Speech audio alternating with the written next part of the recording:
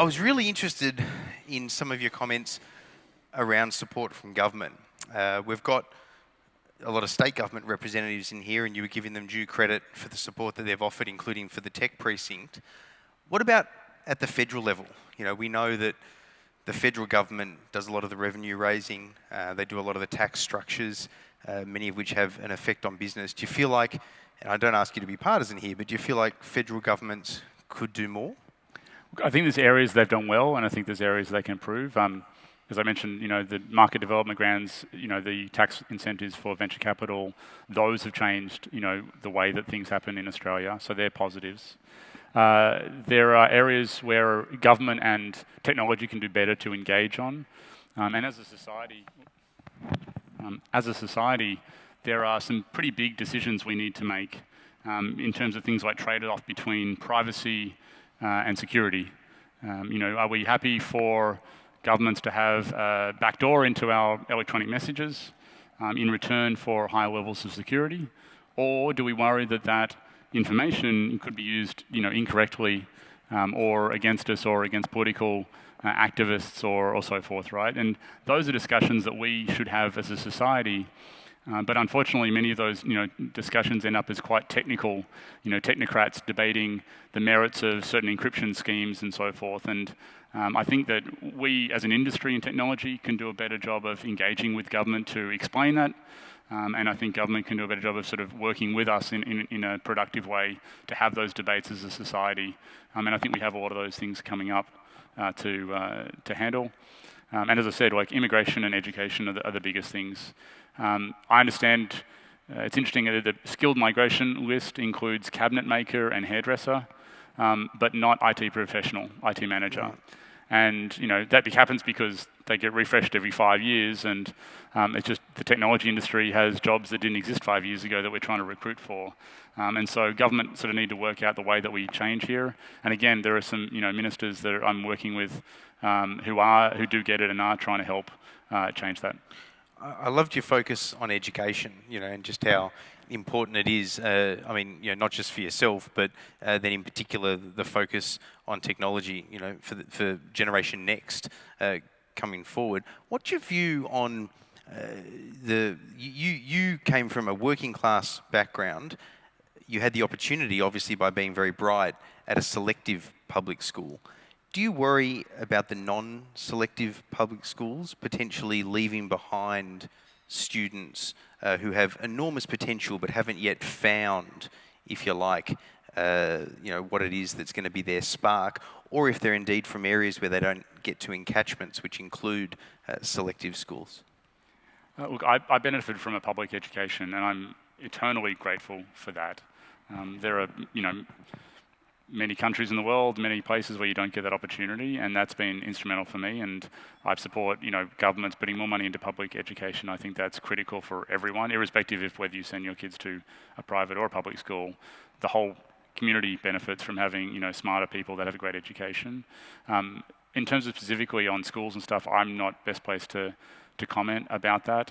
I do push for things like coding in our education system, because I look at, my kid's lucky enough to go to a school near me that's a private school, and I know that they have the resources to then have online tutoring, and my kids, after dinner they do 20 minutes of mathletics or the equivalent type of thing after school, and we're in a lucky situation to be able to do that, and I want to make sure that all children have that opportunity, so when they grow up they do get access to technology, which is moving so fast. I could graduate not knowing how to program and still make it into my uni course and still do well. I think these days kids are so far ahead that you need to be able to keep up.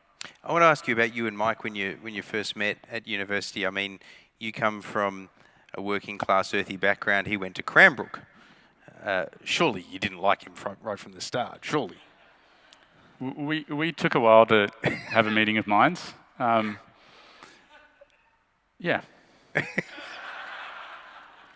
I think it's interesting. I think I remember James Roos is its own little microcosm. Basically it's a highly selective school. Yeah. The median TER, I think, back when it was a TER before they've renamed it 3 times, but back when it was a TER, I think the median TER was like 98.5. I went to Scott's. So it's kind of slightly half that, but yeah. we didn't have a rugby team, so yeah. So we had a microcosm, and and I remember one of our teachers saying, when you go to university, you're going to meet all sorts of different people that you never thought. And I think people going from a wealthy background also turn up to university and see people they'd never seen before, and people from underprivileged go to university. Like, it's a melting pot of all sorts of different types of people. And again, we're lucky to be in our education system where everyone can afford to go to university. Let me tease out the tech hub. You talked a lot about it in your speech, and some of the support that you've received, and the fact that you guys as a business are putting so much focus into it. Were you ever tempted to try to do what people just assume would happen and go to Silicon Valley? And I'm assuming the answer is no, ultimately, obviously. Why? What was it that drew you to doing what you've done, which is so important to Sydney? So it's interesting. These days, and something that I don't think gets appreciated as much, is that the market for almost everything is global. And in some ways, you'd argue that that's led to positive effects. Global supply chains have made the things that you can buy today very, very cheap. You can buy your flat screen TV for practically nothing. You can get access to entertainment for practically nothing. This world is flat part has made a huge difference to our lives in a huge way. It's also, I think, led to the breakdown, because these days governments get recruited and voted in geographically. And so they're trying to represent people on a geographic basis, but yet everything else is so global. And that's, I think, a big tension we're going to see in the coming years, is to how we trade that off. How do we have an election that affects people in Sydney, but yet we're buying, we're exporting stuff to China, we're buying stuff from China, we're working with people around the world. So that's a tension. And if I think about Atlassian, we have a global market for capital. We're listed on a US stock exchange. It made sense because not many Australian companies are listed the way we did. We actually have a UK holding company because the law is similar to Australia, but there's no UK listed companies. So our corporate structure is a global structure. We have employees in probably a dozen or more countries around the world where we have serious offices. So we have a sort of global market and our customers are in basically every country on the planet, 150 plus at last count, but probably more since then. So we have this totally global approach to everything. And we could put jobs in India or Silicon Valley or any one of number of our offices around the world. And we choose to put them here in Sydney because I want to live here. I want my kids to be growing up in a nation that has great technology jobs, and I want to make sure that we grow an industry.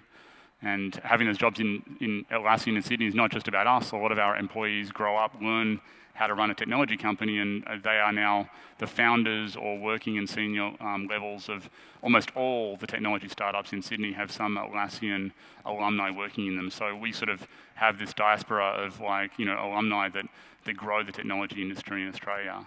And I want to do that for patriotic reasons. I want to make sure that the patriotic reasons can line up with the business reasons, because it is hard. You've got to justify to shareholders and a board that you're not doing myopically something just because it's patriotic. You obviously believed in the business, but did you ever really believe it was going to grow the way that it did so successfully? Our goal was just not to get a real job, to be honest. That's been my entire life. Yeah. I remember all our friends got jobs at PwC at the time, because PwC Consulting was one of the big recruiters from our grad program. There's someone from PwC here at the front. He's in the middle of explaining how that's what he didn't want to do. And they all got $48,500 to go work in consulting. And I remember Mike and I decided if we can earn $48,500 and not have to wear a suit and tie to work, we've won. And for the first 2 years, we paid ourselves $15,000 each year.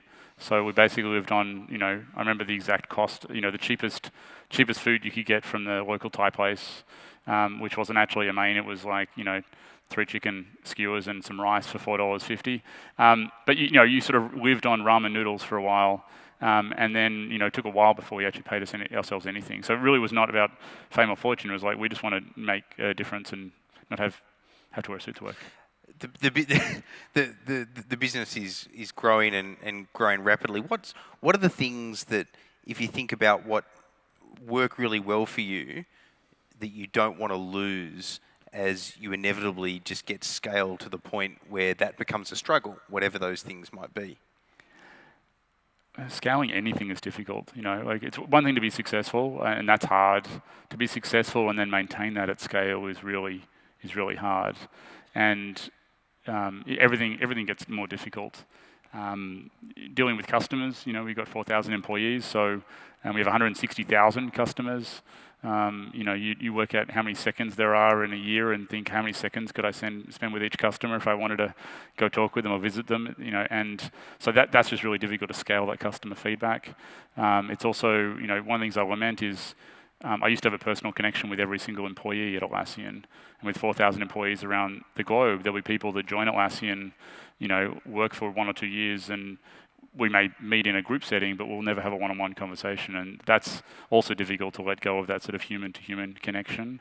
But on the flip side, the opportunities you get, at scale are just really large. We can deploy 1,000 people on something that we believe is really impactful for the world, and that's kind of makes up for a lot of the downsides. Before we finish up, I want to ask you about your program and your plan, which you adhere to, and which you essentially started, of giving 1% of profits, to charity. Take us through what motivated you to do that in the first place, and if there have been any pressures sticking to it. When we started Atlassian, really early on, my co-founder said, we should give back in some way. I'm like, great, yeah, cool. Like, we'll do that someday when we're successful. And we both made a pledge at that time that we would give away 1% of our profit, 1% of our product, so basically give our product free to non-profits. We'd give 1% of our employee time, and 1% of our equity away. And that's easy to do when you're a startup because you have no product, you couldn't give it away for free. Like, you have no profits, your equity's worth nothing, and you have no employees who are going to give time away. So anyway, all of it's basically a big zero, but we made the pledge that if it was worth something, we want to give back. And it's interesting that philanthropy is seen by sort of generations older than myself as something you do at the end of a long and storied career. Hey, I've kind of earned the right to give back to the world. And if you look at the approach from generations younger than myself, they don't want to wait 50 or 60 years before they feel like they're making a contribution. And that extends not just philanthropy, they want to work in a values-led organization that inspires them that they're making a difference. And so we've been doing this for about a dozen years at Atlassian quite successfully. We've grown it over time, and I think we've given away it's close to $100 million. I have to get the exact number, but in terms of between products and profit and tens of thousands of employee hours, and the equity, Atlassian's got a 20 or $30 billion market cap, so 1% of that is serious money. And we said, why aren't other companies doing this? Like, why is it still just us? And so about 4 or 5 years ago, I started a organization called Pledge 1%. And the aim is to inspire other companies to similarly pledge 1% of their equity, product, profit, employee time to nonprofits. And thank you.